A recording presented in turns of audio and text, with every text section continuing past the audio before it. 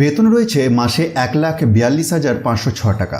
এই পদের জন্য আবেদন করতে হলে প্রার্থীদের থাকতে হবে MBBS ডিগ্রি, সর্বোচ্চ বয়সসীমা 50 বছর। সরাসরি ওয়াক ইন ইন্টারভিউয়ের মাধ্যমে নির্বাচন হবে, যেটি রয়েছে আগস্টের 7 তারিখে। পোস্টিং হবে এইমস কল্যাণী, পশ্চিমবঙ্গ। হ্যাঁ বন্ধুরা, 1/8/2026 তারিখে এই বিজ্ঞপ্তিটি প্রকাশিত হয়েছে।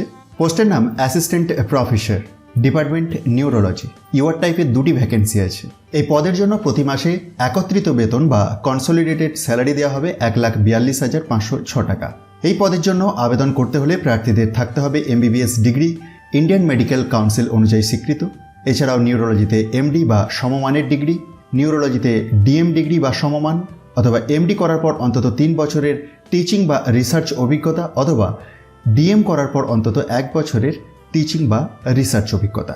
সর্বোচ্চ বয়সসীমা 50 বছর। বয়স গণনা করা হবে ওয়াক ইন ইন্টারভিউ এর দিন, অর্থাৎ 7ই আগস্ট 2026 অনুযায়ী। এটি একটি ওয়াক ইন ইন্টারভিউ ভিত্তিক নিয়োগ।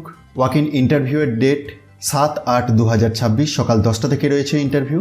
আলাদা করে আবেদন জমা দেওয়ার শেষ তারিখ নেই, সরাসরি ইন্টারভিউতে উপস্থিত হতে হবে।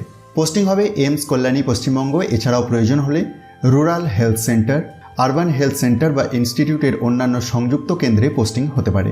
অ্যাপ্লিকেশন ফিজ আছে 1,500 প্লাস 18% GST, মোট 1,770 টাকা।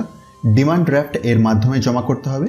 আবেদন করতে হলে এইমস কল্যাণীর অফিসিয়াল ওয়েবসাইট থেকে ফর্ম ডাউনলোড করে ফিল আপ করে প্রয়োজনীয় নথিপত্র সহ ইন্টারভিউয়ের দিনে উপস্থিত থাকতে হবে।